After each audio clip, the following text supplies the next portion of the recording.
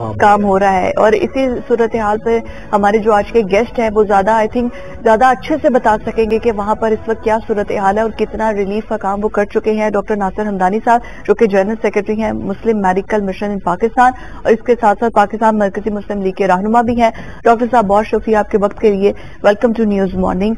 अभी इस वक्त जो हम बात कर रहे थे, अपने नाज़रीन को बता रहे थे कि गजा में इस वक्त बहुत बुरी सूरत हाल है। मैं चाहूंगी कि सबसे पहले आप उस पर रोशनी डालें कि वहां पर आपका रिलीफ का काम किस तरह से जारी है, क्या मुश्किलात आपको पेश हैं, कितने लोगों के लिए आप रिलीफ का काम अभी तक कर चुके हैं। जो वहाँ पे हमास के रहनुमाओं से कतर में मुलाकातें भी हुई हैं, आप ज्यादा बेहतर तरीके से गाइड कर सकते हैं। जी, आपने जो अभी बात की कि फलस्तीन के अंदर गजा की पट्टी में एक बहुत बड़ा वहशियाना काम हुआ है, इसराइल ने जिस तरह बम्बार्डमेंट की है, और सारी बम्बार्डमेंट सिविल आबादी के ऊपर थी।